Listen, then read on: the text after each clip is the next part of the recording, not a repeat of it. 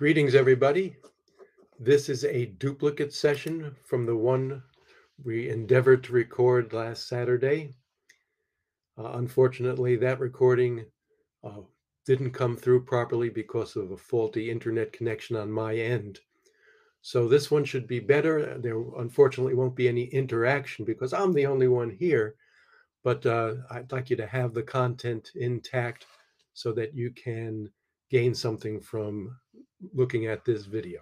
This is Outdoor Skills increasing membership through their use and also through promoting them. Unfortunately, we won't be able to actually type anything in the chats because this is an after-the-fact recording. We'll start with a video. As Scouts, we get to do all kinds of exciting things. And as Scouts, we also acquire all kinds of useful outdoor skills. And we get to put them into action in all kinds of ways.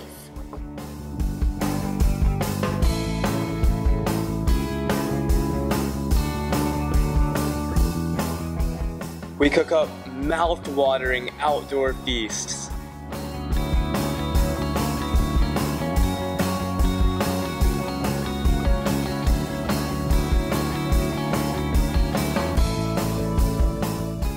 We learn how to choose the right path.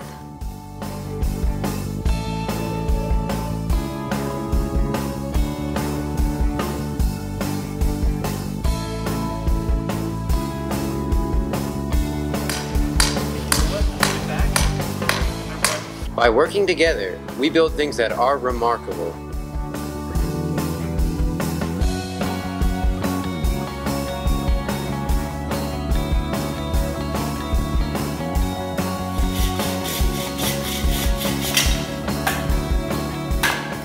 With confidence, we can rely upon the skills we learn.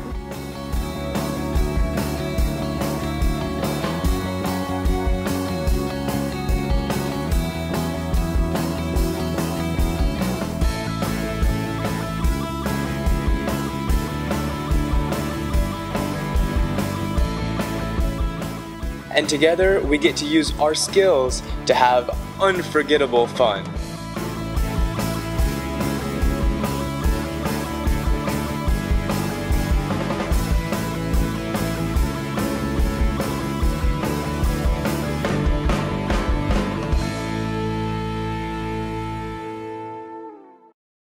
Here are two cartoons. Actually, it's all part of the same cartoon. There's two images here. The one on the left, of course, depicts a whole lot of fun taking place. The one on the right looks more like they're at school or just kind of sitting through, let's just call it boring, okay? But on both of them, outdoor skills are representative. They're both represented in both the left and right drawing. So what's the difference here? What indeed is the difference? And of course, on the one on the left, they're having a great time. On the one on the right, they're not, even though they're both using outdoor skills. So we're going to be pointing to something here throughout this session, and that is how you put outdoor skills into action at troop meetings and on outings. One on the left is actually a troop meeting. We're talking about that could be at a troop meeting. Please disregard any height restrictions or safety mandates that are currently in effect because it doesn't affect the actual content of the Scouts having fun doing stuff with their outdoor skills as opposed to just being bored and going through the instruction. We have two premises for this presentation. One is for this part of the presentation, let me correct myself. There's a correlation between having fun and retaining current troop members. I'm sure everyone agrees. There's also a correlation between having fun and attracting new members. Boring troop meetings and outings will generally never keep old members or attract new ones. A boring troop meeting is anathema. It's the troop meeting that is actually the glue, it's been said, the glue that holds the troop together. They should never be boring. We want to bring them to life. We want them to be fun with positive outcomes. In addition to other entertaining parts of a troop meeting, or other entertaining parts of an outing. Putting outdoor skills into action provides a unique and attractive kind of fun. So you might want to ask yourself, what makes this kind of fun unique and why is it attractive? And there are many reasons for that, because this kind of fun, putting outdoor skills into action, is something that they don't do everywhere else. It's something that's really only done at Scouting, and they are unique skills. And it is attractive because these things are cool. These things are timeless. Repeatedly providing the grounds for putting outdoor skills into action not only increases the rate of retention, but can also increase memberships. So how would Scouts having this kind of fun provide an inducement for non-members to check out the troop? And the fact is, when Scouts are having fun, and if it's a unique kind of fun that's engaging and involving, and it's a blast, well, they're going to talk about it to their friends. They're going to talk about it anytime someone asks them, well, what did you do over the weekend? Or what did you do? What's new in your life? What's cool in your life? So then this way it can be an inducement for non-members to check out a troop.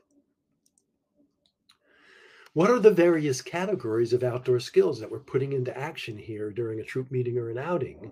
And this is taken right from the outdoor skills section of National Camping School. You can see that there are all various categories of outdoor skills. And many of them are really conducive to having a fine experience during a troop meeting or outing by putting them into action.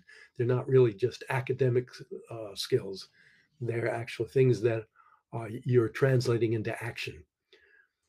And a bunch of these really exist in the rope work skills, definitely in the pioneering skills, and some in even outdoor ethics, wilderness survival skills. There are some that you actually put into action, not just learn about. Fire skills, indubitably. Definitely that in fire skills, there are things that you want to do that are fun with positive outcomes. Even camping skills, basic camping skills, specifically putting up a dining fly. Hiking and backpacking skills, more academic in actuality, but navigation skills, put them into action. And cooking skills, there's ways to put cooking skills into action during troop meetings, of course, during outings. Here's another video, and should bring to light the actual, one of the main, let's call it the central motif of this whole presentation.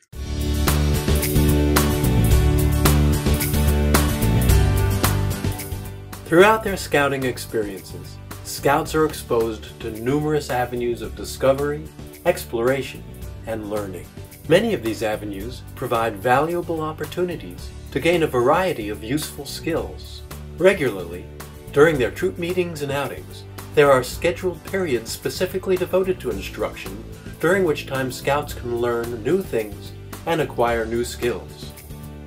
After the successful presentation of a new skill, it's time to bring it to life with a fun activity that requires Scouts to put it into action. Scouts get a chance to actually use the new skill in a fun setting while meeting a challenge or in a competition. Well-presented Scout skill challenges contribute greatly to making a meeting fun with positive outcomes. Scouts get to cooperate with one another and work together. Alright, you got some bigger stuff. Tom got this. Scouts get to pool their resources and plan.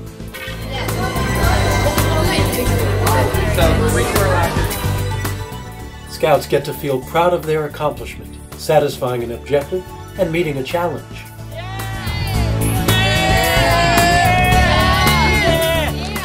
Scouts become engaged, focused, and involved.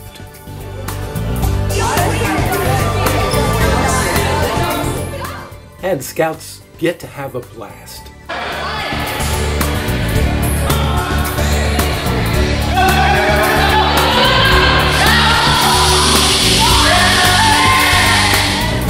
Make sure these are tight. We gotta stand on this, guys. Get on! Let's quickly examine what's happening here. Along with their acquired lashing technique, this patrol puts into action cooperative teamwork. Because they work together to meet the challenge, they experience a pronounced sense of camaraderie. There's also jubilation. because they're able to get everybody off the ground on what they built. These scouts were given an opportunity to use the skills they learned and also rely upon them to meet a fun challenge.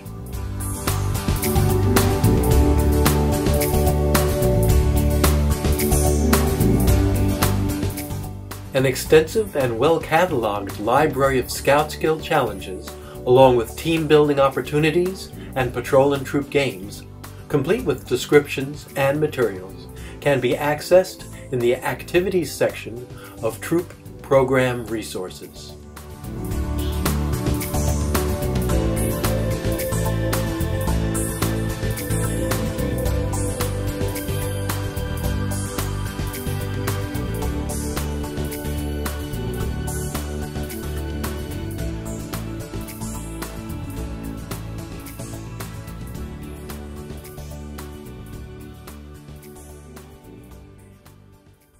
We'll be going over that website as it pertains to skills and also skills instruction.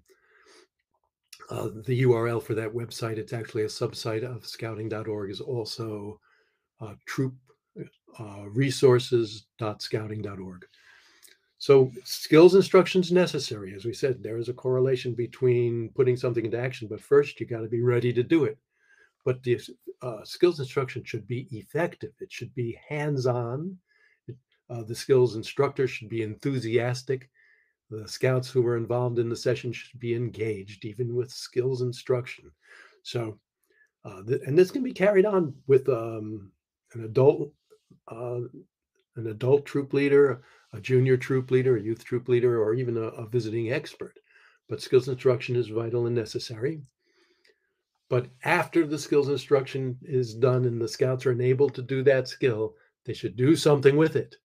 They should put it into action. This is during troop meetings and on outings. Basically speaking, in addition to making fun happen, what ingredients go into making a good outdoor skills activity? Because there are all different kinds of outdoor skills activities, but some of them are really good, and they should have, I'll tell you, 3 basic ingredients besides being fun. And it says on the right there, if you see that that graphic, an engaging scout skill challenge will most often be the highlight of the troop meeting. Fact. So I'm going to tell you what these are indeed. So besides being fun, good outdoor skills activities, 1, they illustrate how the skill is used. 2, they reinforce the acquired skill. And also they provide an opportunity to rely upon the skill or skills to complete the task. So you need these skills, you're putting them into action, and you're depending upon them. Now, there are other positive outcomes that could result. And these aren't actually ingredients of this activity itself. These are byproducts or outcomes. And scouts get to exercise their resourcefulness.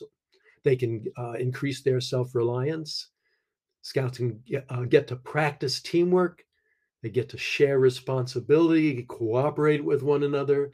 They can experience a sense of belonging as a byproduct of a good scout skill activity, or for that matter, even any kind of activity that's a scout activity. They can experience a sense of belonging, and they can nurture their self-esteem. With the scout skill activities, they can feel successful after they've accomplished it, and sometimes even learn a life lesson, depending upon the interaction that they're undergoing while experiencing the process. There's scouting.org's homepage.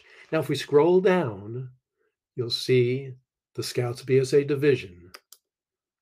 And now here we are in the Scouts BSA division. If you scroll down again, at the bottom, there are 2 websites. One is Troop Leader Resources, and the other is Troop Program Resources.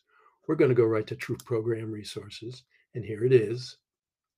And you see that there's activities. Now, there's a whole section on planning activities. And they require a good activity, a successful one that's going to go smoothly. There has to be preparation. Are all the required materials laid out and the playing area set up? Is there enough available space? Is it a large enough open area to carry out the challenge or the game? Readiness. Do scouts have the necessary skills to complete the challenge successfully? That's where the skills instruction is vital and necessary. Is there enough time to finish the activity? Do the scouts understand the activity's rules and objectives? That's up to the people making the presentation. So are the junior leaders conducting the activity primed and ready to deliver a successful presentation so that everything goes smoothly?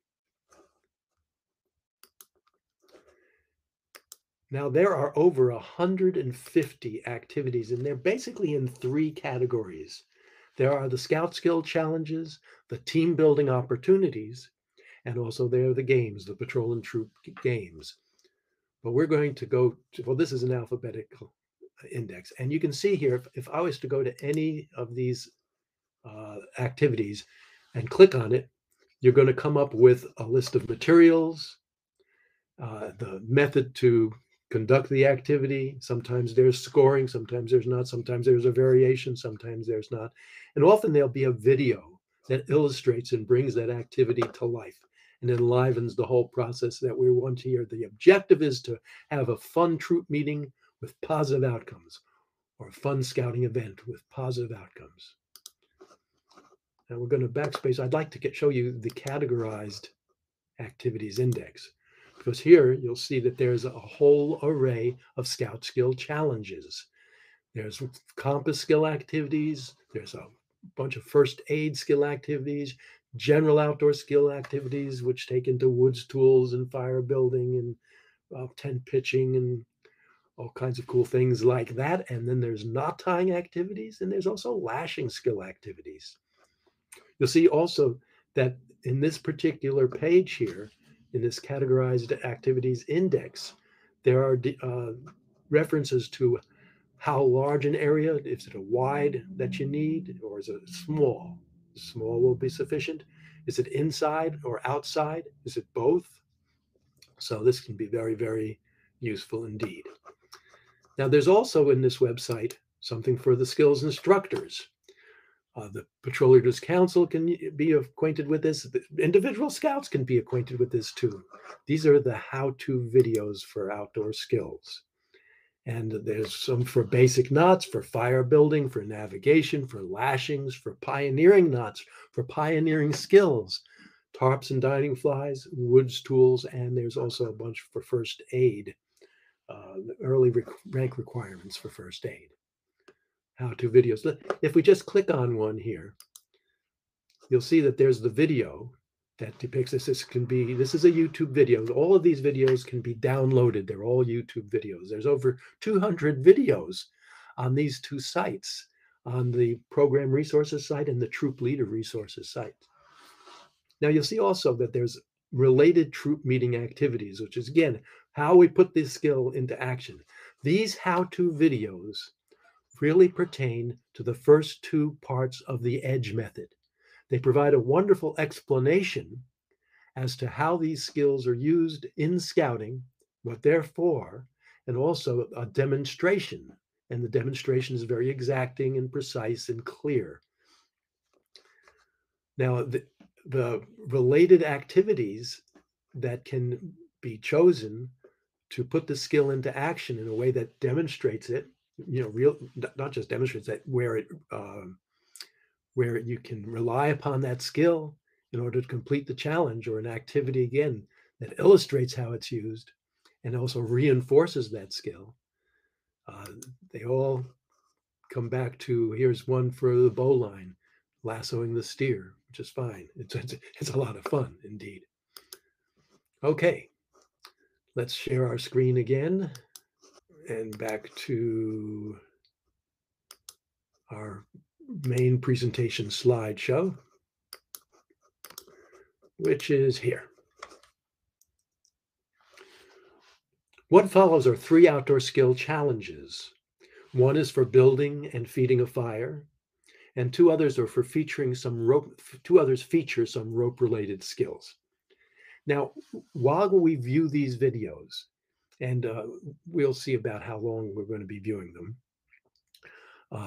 but anyway, what you should keep in mind that it's not just the skill that is being portrayed in these videos.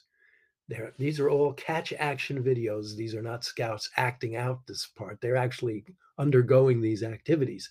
But what else can be observed while they're completing the challenges? And that's the key here. Now, we had a little bit of this fire building one before, but what do you see that's happening here? What's happening besides just building a fire to boil water? Patrol challenges come in a variety of forms. This outdoor scout meeting activity is a race to boil water using a small, well-controlled fire. Each patrol is provided a safe place to build their fire. 2 bricks, some matches, and a 16-ounce can filled with water 3/4 of the way to the top. Each can also contains a small quantity of liquid or powdered soap. This way, when the water is brought to a rolling boil, suds burst over the sides, providing a fun finale to their fire making. Nearby is a supply of dry tinder and kindling, along with fire extinguishing material.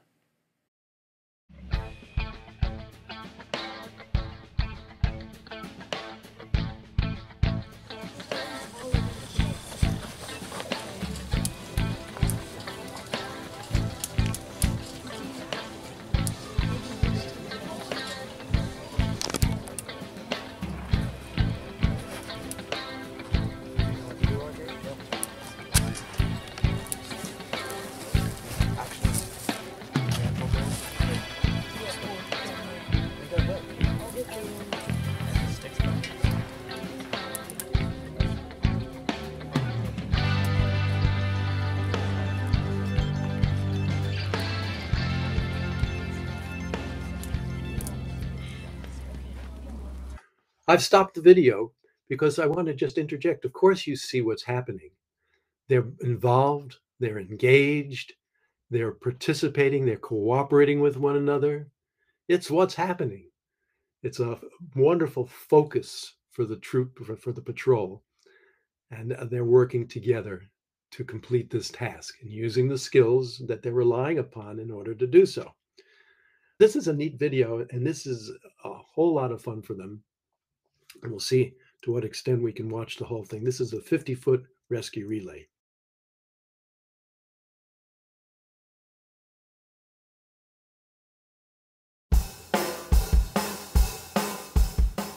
Playing rescue relay with a 50-foot rope is exhilarating fun that tests scouts' abilities to coil and throw a long rope and tie a bowline around their waist. Each patrol is furnished with a 50-foot rope and a little time to plan what they'll need to do. Before starting, each patrol selects one member who will perch himself on a cardboard square 35 feet away. When given the signal, each patrol must throw their rope to the scout on the cardboard while staying behind a line.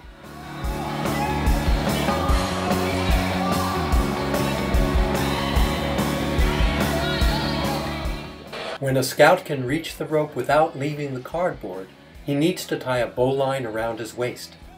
Once this is accomplished, he hangs on so his patrol can pull him across the line.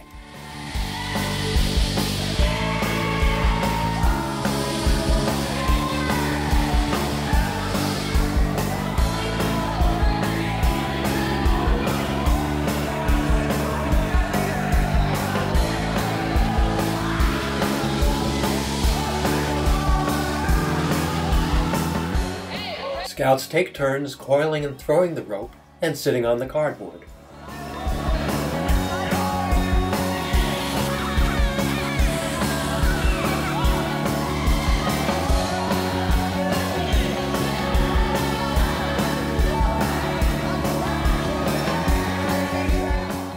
Activities like this, that put Scout skills into action in a fun way, help contribute to making Scout meetings a memorable and happy experience.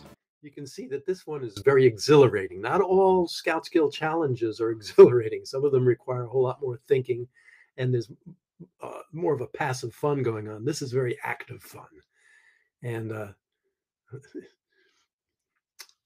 success. All right, let's go on. Now, this activity is the they're building A-frames. It's really called crossing the alligator pit. And Well, I think we'll just show the video. Here we go.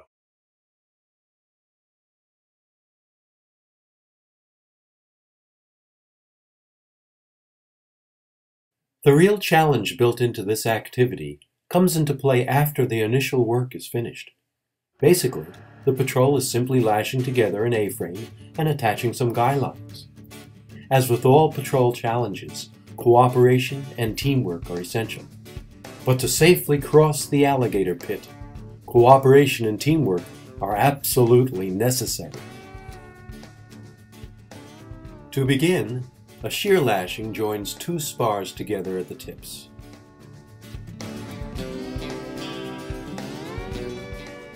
A good size for these spars is 3.5 to 4 inches in diameter and 8 feet in length.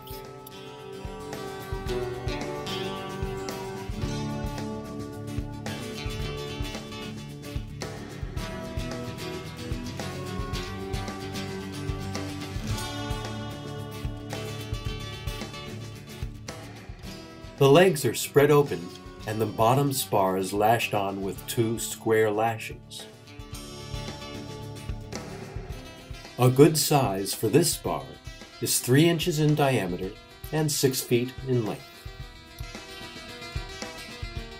6 20-foot guy lines are tied to the A-frame, one on either side of the top, and 2 more at each corner where the crossbar is connected to the legs. Once their A-frame walker is assembled, one scout climbs up. He must now cross the 15 by 15 foot alligator pit, relying only on his patrol to help him and keep him aloft. No patrol member may enter the pit, only the scout on the A-frame walker.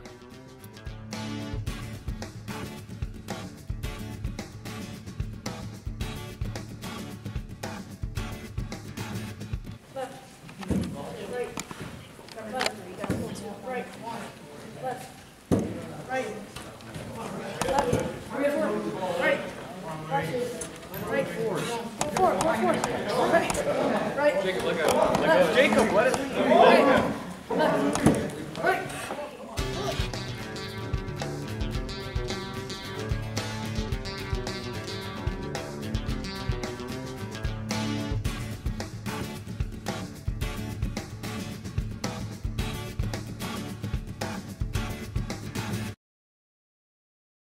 All right, part 2 of our presentation is promoting outdoor skills to increase membership. Now we have 2 premises here. Number 1, outdoor skills are cool. Well, how are they cool? Well, again, you don't get to do them anywhere else really, and for the most part, it's not something that you learn in school necessarily at all. It's just something that's done in the outdoors and that's done to make yourself comfortable. There's nothing uncool about that. Add convenience. There's nothing uncool about that. They're timeless. They bring back notions and recollections of how the frontiersmen used to do things and how you do things when you don't have all modern convenience. Lots of things make it cool, but they're very much in vogue. Outdoor skills are in vogue. Really? So why are they in vogue? And there's an answer to this. And since we don't have any chats going on, here are the answers. Today, even more than in past decades, there is a pronounced attraction to what is seen as old school outdoor skills. That's because of all the survivor reality shows, the whole notion of living off the grid. In this day and age, it seems to come to the forefront in people's minds on occasion, depending. And there's a big influx of popularity for bushcraft. If you've ever been to YouTube and seen all the various, there's a multitude of bushcraft experts coming out of the woodwork, and some of them know what they're doing too, and from a scout skills standpoint. And then this ridiculous zombie apocalypse craze, which is so prevalent nowadays too in young people's minds and even in some old people as well. After gaining the skills and possessing the necessary wherewithal to put them into action, troops should share what they can do. So we're talking about something that's popular, something that's attractive and cool. Now share it. This is a good way to increase membership. Give the public a chance to see, learn about, and even participate in illustrations of these attractive, timeless skills during a public promotion. It's called an expo, a Scout Expo. Now, it can be done on a very small level, just like a troop can have their own Scout Expo. A venture crew could have their own Scout Expo. Well, we're talking about Scouts PSAs on the district or council level, and with permission, they can be held in a variety of well-trafficked public areas. I've seen a monkey bridge in the parking lot of a big hardware stores where the anchor points were pickup trucks, the bumpers of pickup trucks. They can even be held after hours in an outdoor area of a middle school. How effective would that be? I'm going to provide a few examples of what can be featured while promoting outdoor skills to the public. One is a super cool double Chippewa kitchen, a double tripod Chippewa kitchen. And yes, you build it, and there's your cooking platform. We might see a little bit of a video on this. And also, not just cooking, but doling out free samples of monkey bread. I don't know any young person who doesn't like monkey bread. And even cobbler, Dutch oven cobbler. You can cook on these things so easily. It's so much of an advantage to have a raised cooking platform for Dutch oven cooking or for foil cooking. So that's the Chippewa kitchen. I think we'll watch a little bit of this. The double tripod Chippewa kitchen is the undisputed king of camp gadgets. It provides a raised cooking platform over which a fire can be lit and burnt down to coals. Very convenient for Dutch oven cooking, and perfect for foil cooking too. There are plenty of areas to hang pots, pans, and cooking utensils. And for boiling water, a pot can be hung from the top of a tripod and suspended over a fire built on the ground. As the name implies, the cooking platform is supported between two tripods. The cooking platform is fashioned by lashing together a series of shorter spars with floor lashings on top of two lateral poles connecting the tripods. A layer of mineral soil will be placed on top of this platform. Of course, clay would work really well, but to keep mineral soil from falling through spaces in the platform, a layer of burlap, canvas, or terry cloth is laid over the shorter spars, and the mineral soil is poured on top. Coals for cooking are then prepared right on top of the cooking platform. We're going to stop that at that point. All of these videos are available online. They all can be downloaded. Any kind of explanation that you require, if you have the inclination to check it out and the desire to actually feature these kind of things, they can all be given to you on scoutpioneering.com, and a lot of it on Troop Program Resources as well. But that will go into contact information for all of those things. Look, build an impressive looking double A-frame monkey bridge and give folks a chance to make a crossing.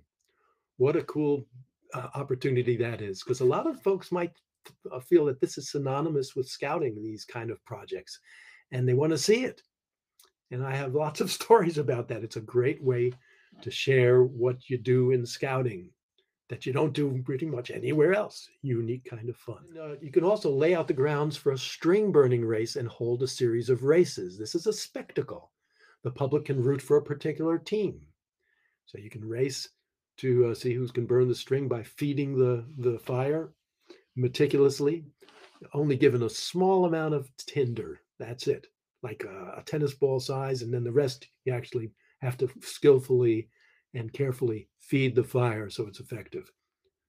That's one way to do a string burning race. You can also just build the whole thing up, like lay the fire out and then not touch it anymore. But also another demonstration.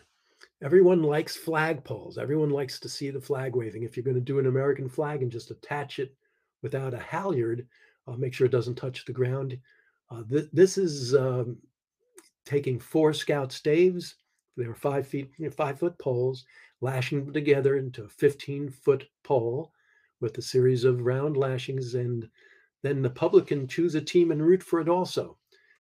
A wonderful way to illustrate how a patrol, a group of scouts, a crew can work together and cooperate with one another. It's really poetry in motion when all the the planning has taken place and they all have their respective skills to contribute to the success of the operation.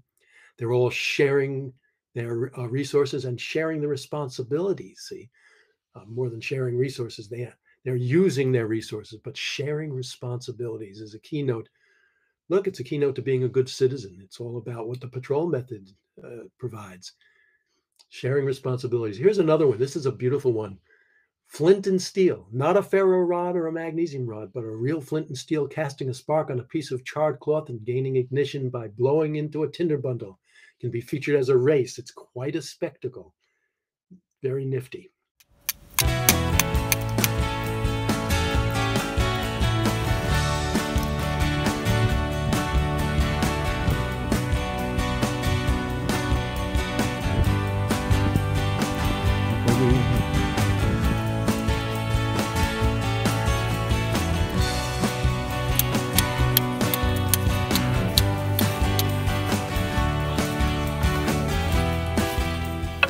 Learning to make fire with real flint and steel is useful and fun, and provides Scouts with a dose of self-confidence, a sense of accomplishment, and an expanded historical perspective.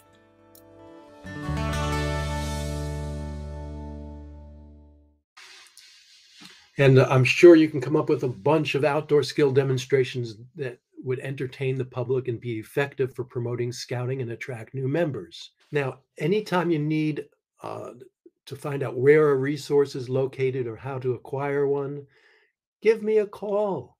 All I do right now is Scouting and honeydews, and I'm available at any time to just point you in the right direction and discuss things over the phone. My email address is scoutpioneering@gmail.com, and there's my phone number, 843-421-5403. Now, you can link to a copy of this presentation. If you want to just write that down there, it's there for your convenience. And that actually will link you right up to everything that's been covered during this presentation there. It's a PDF file.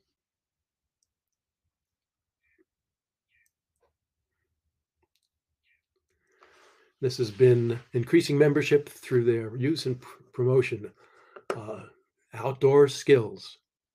And it's been a pleasure to have an opportunity to duplicate this, because the one that happened on Saturday really did not work out too well. My name is Larry Green. Thank you so much for your attention, and I hope that this was helpful and maybe inspiring in some way, perhaps. Once again, feel free to contact me. Have a good day and Scouting on.